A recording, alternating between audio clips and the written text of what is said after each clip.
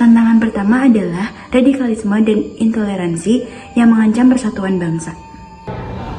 Tantangan kedua adalah globalisasi dan teknologi yang kadang mengikis jati diri bangsa. Tantangan ketiga, menurunnya semangat gotong royong. Sementara tantangan keempat, maraknya hoaks dan ujaran kebencian di media sosial ataupun di dunia nyata.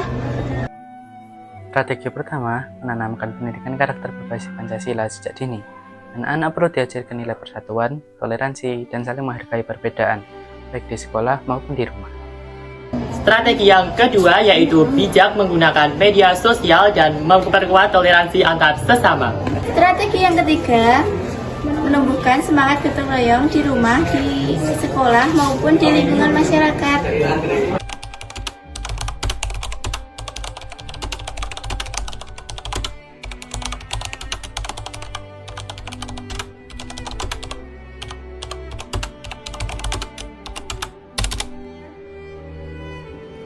Guys, besok kan kita libur 3 hari. Gimana kalau kita ngadain kegiatan gitu? Kalian ada saran nggak? Aku ada saran, gimana kalau kita naik gunung dan camping? Kan jarang-jarang kita bisa ke alam, kita bisa ngeliat pemandangan yang bagus, ngerasain udara yang sejuk, dan lain-lain. Enggak. Kalau naik gunung itu capek, mending kita belajar. Bosenin, mending kita ke mall. Kita bisa nonton film, kita bisa makan, kita bisa main. Kalau belajar terus, ini kan liburan, ngapain belajar? Enakan juga main. Kalau aku sih ya, mending di rumah aja. Kita bisa masak-masak, kita ngobrol, kita bisa main game. Jadi lebih hemat kan? Tapi kalau misalkan main, kita juga bisa kok main. Nanti kita bisa sambil di track, sambil bercanda. Terus kita pas camping juga malah kita bisa kayak dapat pengalaman baru. Kita barbekyuan bareng, kita api unggunan bareng, kita nyanyi-nyanyi bareng, main bareng. Itu lebih seru. Dan itu di alam tuh kayak bener-bener nantang adrenalinnya kita. Nanti kalau kita main terus, nanti nyalanya jadi anjlok. Kan ujiannya tinggal 2 minggu lagi. Tapi kalau kita camping atau nggak ke mall, pasti boros gak sih? Di rumah aja bisa santai gitu kan, nggak capek-capek. Terus juga hemat kan? Kalian apa nggak mikirin dompet orang tua sih? Ya iya sih, tapi kan kalau misalnya kita cuma camping ke gunung, itu kan nggak ngeluarin uang sebanyak itu. Kan paling kita cuma butuh buat logistik. Atau semisal kalian nggak punya alat-alatnya, kita nyewa doang. Nyewa pun juga nggak semahal itu kok. Beda kalau kita ke mall ya.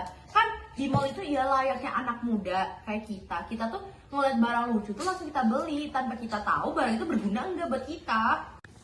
Tapi, kalau kita naik gunung, itu pasti capek banget. Emang kalian nggak capek naik gunung? Kalau aku sih capek ya, mending ke mall. Soalnya dingin, terus kita bisa sambil makan. Kalau di gunung, kita makan apa? Makan mie doang.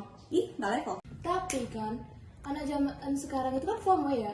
Kalau ke mall atau ke naik gunung, pasti kan banyak uang yang keluar. Belum nanti yang buat inilah, buat itulah, yang inilah, yang itu buat makan. Pasti kan makannya nggak cuma mie. Pasti mau bakar-bakar lah, yang inilah, yang itulah. Belum lagi ke mall, pasti ngeluarin banyak banget uangnya. FOMO banget itu, Bang. Pokoknya aku mau camping. Enak aja ke mall. Kalian bisa gak sih gak usah FOMO? Ya FOMO itu. Ini kan di rumah. Ini di rumah.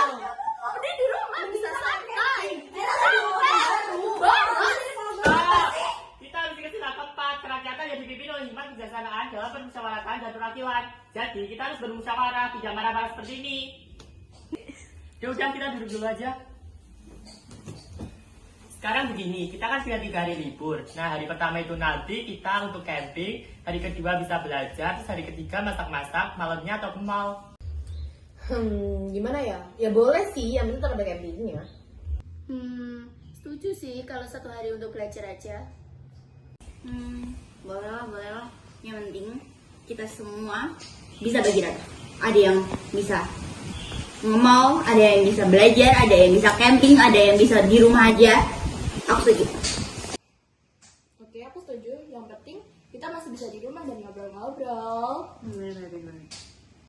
Nah, kalau gini kan seneng, kita semua bisa mendapat bagiannya masing-masing. Jadi inilah pentingnya musyawarah. Kalian tuh kalau punya pendapat, lebih baik diselesaikan dengan